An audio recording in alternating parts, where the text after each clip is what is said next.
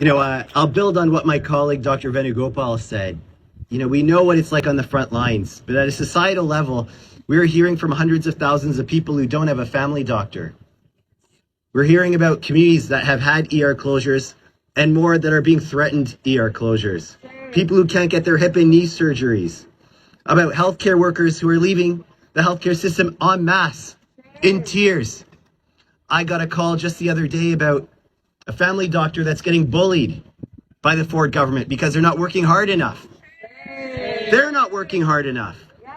In the wake of all of these offenses to the people who are working so hard in our healthcare system, rather than address the root causes of our challenges, the Ford government pushed through Bill 60. And many people have already spoken about the folly of Bill 60.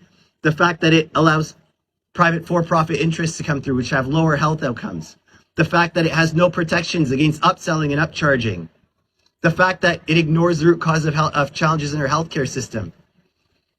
We've told them that. The people of Ontario have told them that as well, but they persisted with it. I told them in committee proceedings. I submitted 45 amendments, more pages of amendments than the bill itself.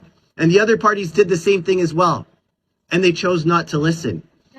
But the reason that we're here today is because it's not good enough that they're not listening. And if they won't listen, we will force them to listen. 386,000 people this weekend said we want our voice heard. And that number is even more significant because we face at a time in our province the belief that people's voice and vote doesn't count anymore because this government ignores them. And in spite of that, nearly 400,000 of us came out. I went from Brampton to Guelph to St. Catharines to Niagara and everywhere in between. And the call is universal.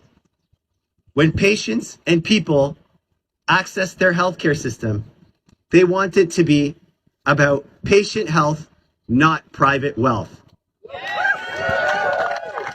That's it.